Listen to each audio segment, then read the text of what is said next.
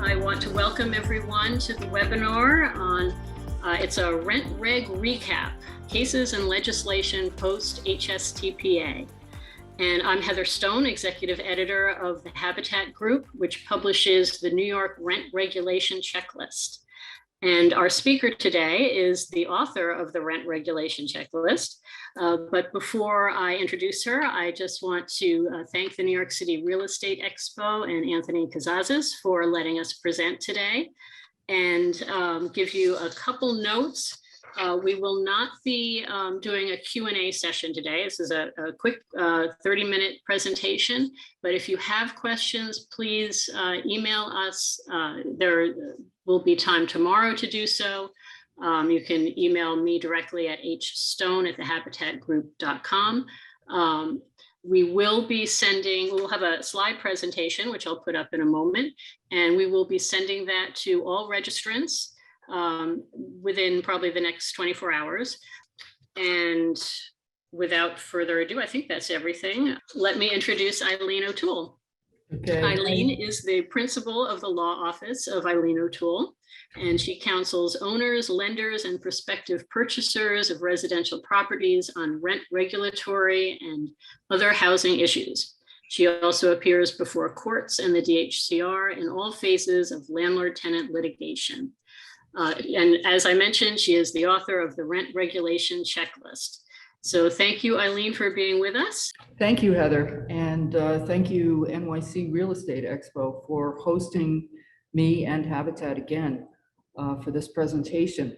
The topic for today is the rent regulation recap, cases and legislation since HSTPA was enacted in June of 2019.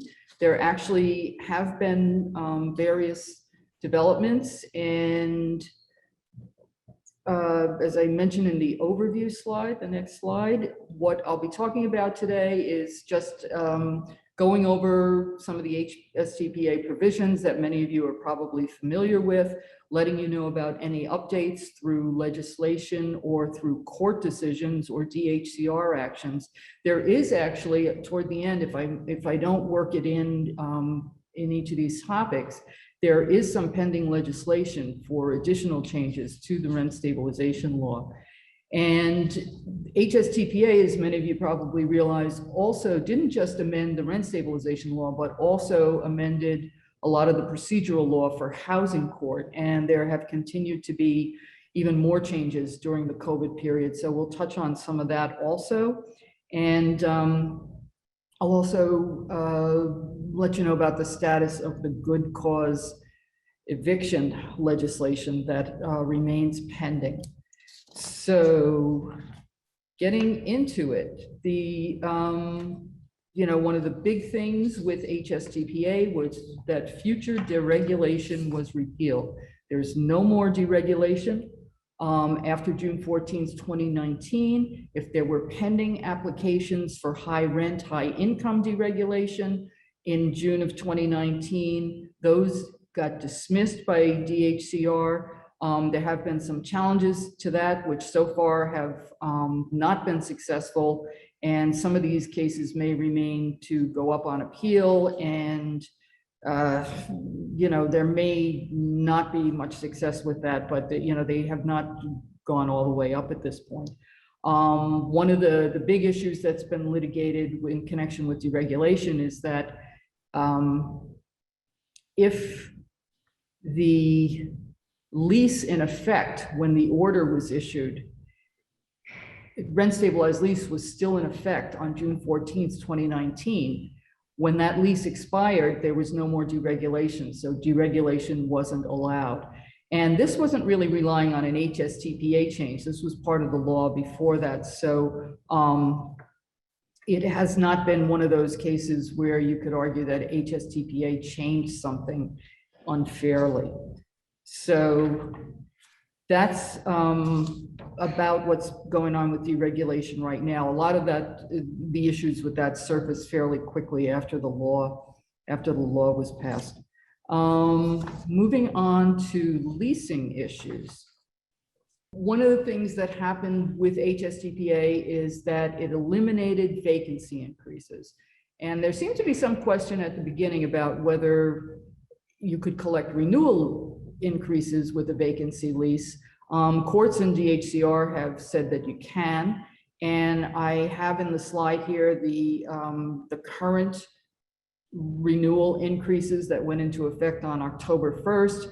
The Guidelines Board has been doing something a little different in the last couple of years. It is breaking up, the amount of the increase during the 1 or 2 year period. For this year, for a 1 year lease, you can't take any increase for the first 6 months, and then you can take the 1.5 increase for the next 6 months.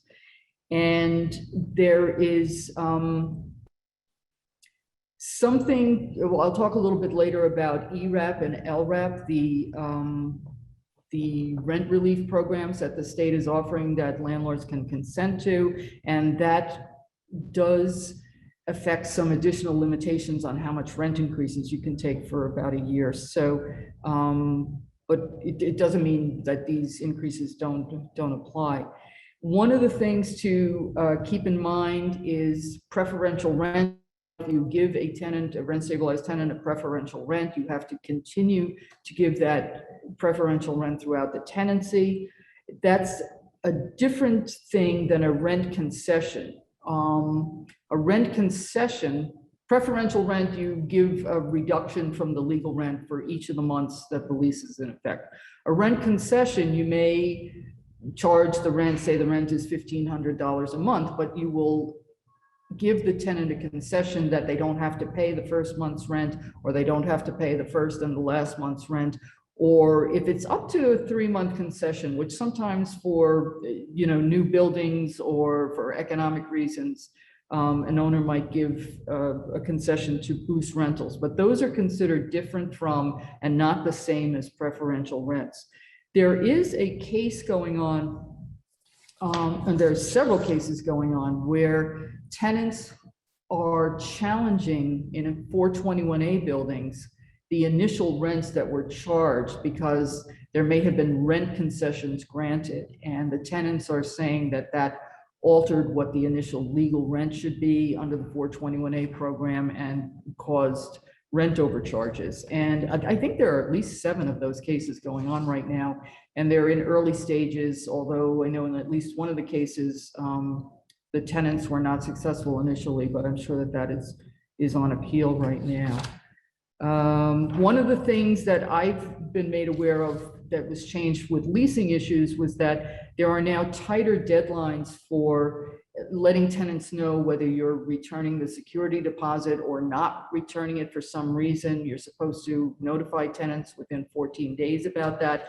And I have heard at least several property management companies that may have a lot of units who have actually done away with collecting security deposits because it's too much administrative work to stay on top of the deadlines. So I don't know how that is working for different companies, but I've heard this from several different clients or owners that that's something that's going on. The next big issue under HSTPA, there were a lot of changes to the rent overcharge laws. As probably many people know, there's no longer a 4-year statute of limitations. It's now a 6-year statute of limitations. There are far fewer ways to avoid treble damages than there used to be. And the big issue initially was that the new rules, the 6-year statute of limitations and some of the other rules were applied to cases that were pending on June 14, 2019, when the law went into effect, when HSTPA changes went into effect. And the courts addressed that issue, and it got very quickly up to the Court of Appeals. And in April of 2020, the Regina Metropolitan versus DHCR decision was issued by New York's highest court that said, nah, you can't do that. It's not fair to apply this provision retroactively. So since then, they, courts and DHCR have been applying Regina in decisions that have come out. If anyone has a long pending case that involved changing the statute of limitations, or you're unsure whether, the correct law is being applied, you should, perhaps consult with an attorney about that. And one of the things that is there's proposed legislation to amend the rent stabilization law further, and there seems to be a portion of that tries to take Regina into consideration in how laws should be applied retroactively or not. And as I mentioned, there is the rent concession challenge by tenants in 421A buildings in various cases is largely concerned with potential rent overcharges. So let me talk about individual apartment improvements, which I've listed in the slides that you'll be able to get copies of after, how exactly it works. I mean, the ability to collect individual apartment improvements for making renovations on vacant apartments before the next tenancy has been substantially limited by HSTPA. And I've tried to give you examples of how it would affect the increases. And one thing that has come up a lot since HSTPA were questions of, okay, if rents can't be increased by individual apartment improvements upon vacancies, what about some of the other avenues that have been available? And one of the questions that everyone has been asking a lot, and for the, since HSTPA went into effect, is what happens if you combine apartments? Historically, rent stabilization law and case law allowed owners to take two vacant apartments, combine them, create a new unit, and set a first rent for the newly created apartment at whatever rent the market would bear. And from that point on, if the rent wasn't deregulated, the apartment would be subject to rent stabilization, but at a much higher rent. The same would be true if you combine two apartments to make one bigger apartment, you created a new apartment. If you took a big apartment and divided it into two apartments, you created new apartments that you could set the first rents for before becoming stabilized. So I think for a while, attorneys and maybe some owners were wondering, was the DHCR going to amend the rent stabilization code in some way that would do what the law didn't do? And it looks like the DHCR still has not amended the rent stabilization code, even though HSTPA said they had to do so by June of 2020. But instead, there is now pending legislation to make some further changes to the rent stabilization law. And if that is enacted, for creating new apartments, if you now take two apartments and convert it into one bigger apartment, you will be limited to the sum of what the rents were for each of those apartments for setting a new rent.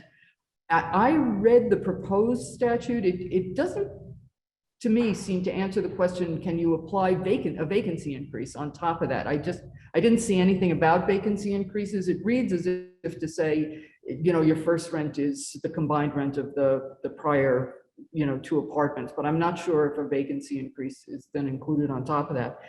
And then, alternatively, if you took one apartment and turned it into two apartments, you are, you have to, if you reduce the size of one apartment, you have to proportionately decrease the rent from what the last rent was.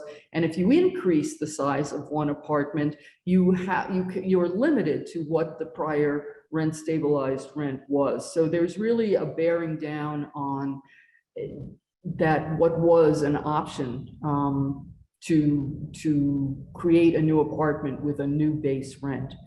Another question that has come up, or option that's been considered with HSTPA limiting apartment improvement increases, is, okay, what if a decision is made to substantially rehabilitate a building? Because substantial rehabilitation has always under rent stabilization been a basis. If it's after January 1974, if the building is substantially rehabbed and DHCR has criteria for what constitutes substantial rehabilitation, an apartment could be deregulated.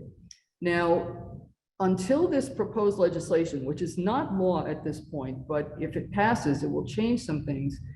There was never a requirement to get DHCR approval of a substantial rehabilitation or to get a court's approval.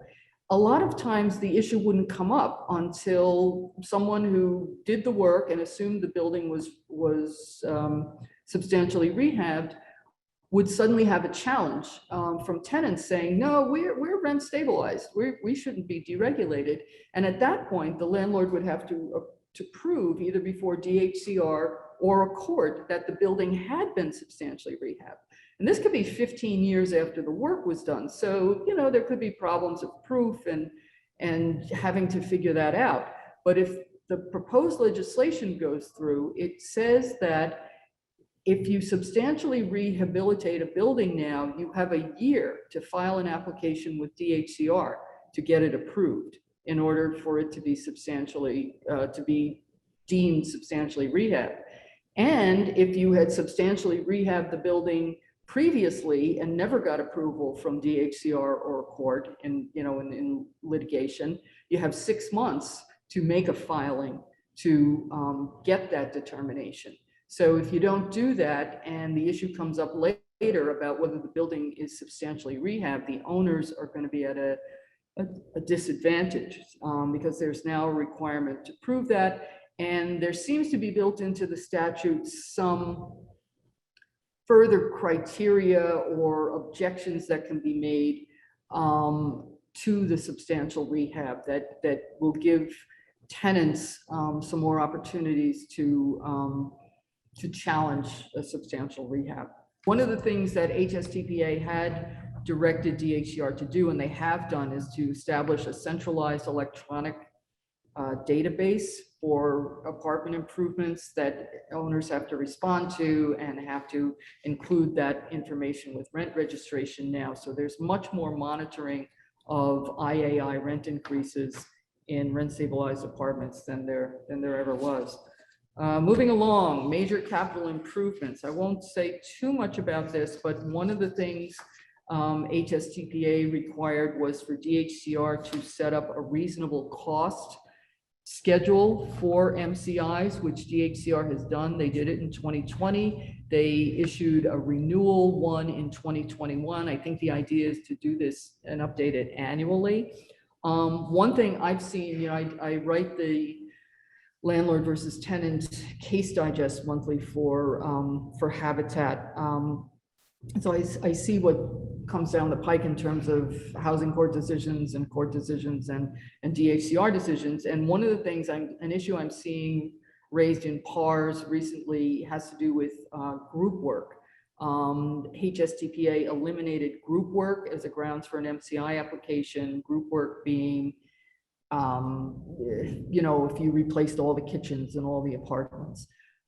That's no longer considered a lawful grounds for an MCI rent increase. And there have been some appeals, certainly at the PAR level, by owners saying, well, wait a minute, you changed the rules on this after I filed my MCI application, and that's not fair, and you shouldn't be allowed to do this. And so far, at least at DHCR, owners are not winning those cases, and that may be another issue that gets appealed up a few levels before there's a final ruling on that. Okay, and what I try to do in the slides here is give you some references to websites and DHCR fact sheets that can give you some more information. And with any of this stuff, if you are involved with managing rent regulated properties, you should check the DHCR's website fairly regularly, because there are often updates to fact sheets and procedures and just some information about other things that may be going on. Co-op and condo conversions, there were changes in HSTPA to that. It made it a lot harder in terms of the number of people you needed to sign up to convert. buildings into condos and co-ops. I don't have statistics on how or whether that has affected the number of condo conversions, but Habitat has a number of condo and co-op law publications that chances are provide more information on that than I can. So you might want to check those out. Okay, moving along, the stuff that's much harder these days to just keep track of because of so many changes is, when HSTPA was coming down the pike, I think everyone was focused on the fact that it would change rent stabilization law. And it also made big changes, which maybe some people weren't quite expecting, to the real property law and real property actions and proceedings law to affect how summary proceedings, eviction cases are processed primarily in housing court. And mostly those cases fall into two categories. There's non-payment cases and there are holdover cases. There were a number of changes made to non-payment case law procedure in terms of notices. A rent reminder notice has to go out now first before a rent demand. This is all pre-COVID. No attorney's fees for default judgments, and other delays were added to the process. Then once COVID hit in March of 2020, there were further delays and stoppages of actions. What started happening, and I list some of the cases that challenged some of the laws over the past year or so. An eviction moratoriums went into effect both federally and in New York State. There's been a number of extensions to the eviction law moratorium. Currently, the eviction moratorium is extended in New York until January 15th of 2020. And as part of the procedural things that need to be done, owners have to send tenants a hardship declaration form from the beginning. Once you start sending the rent reminder notices and the rent demands and then the petitions, the owner is required to send tenants a hardship declaration form that the tenant can sign and send back to the owner, saying that COVID has caused me health or financial difficulties that have made it impossible for me to pay my rent at this time. So there were challenges to various aspects of the eviction moratorium and the hardship declarations. And one of the results of all that was that New York passed an amended law in August of this year saying, okay, you still have to serve tenants with the hardship declaration form, but if an owner questions whether the tenant really has a hardship declaration, the owner can make a motion in court saying that I have a good faith belief that the tenant does not have a hardship, the tenant who is claiming hardship and effectively stopping any action on an eviction case until the moratorium ends. So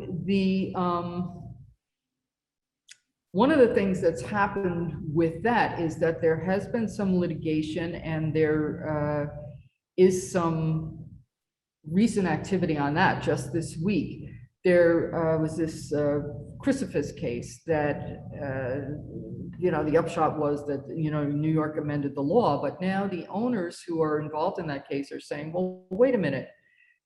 New York changed the law to say that if the owner has a good faith belief that the tenant doesn't have hardship, the owner can challenge that.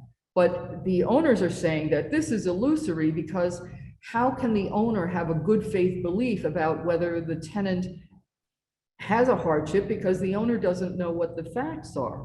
So that was argued, seeking a preliminary injunction on November 8th, and I don't believe there's a decision yet, but it probably won't take too long for the court to issue a decision on that. So, we'll see what happens with that.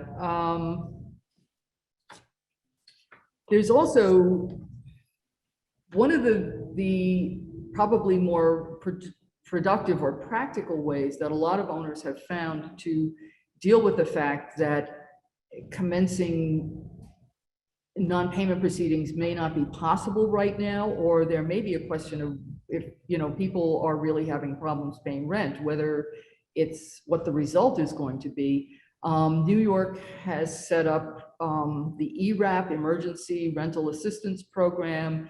There were various delays and you know, kerfuffles about getting it moving. Since June 1st, tenants have been able to file applications online seeking assistance from the state during this period based on COVID financial issues.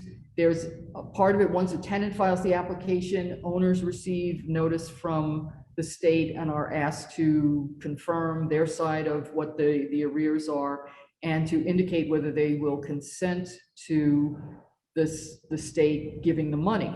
Many owners are finding this to be a practical solution. Many owners have been involved in encouraging and assisting the tenants with getting these applications filed.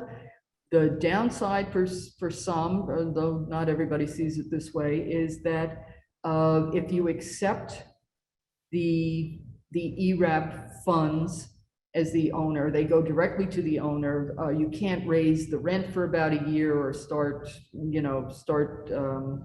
non-payment proceeding against the tenant for a while.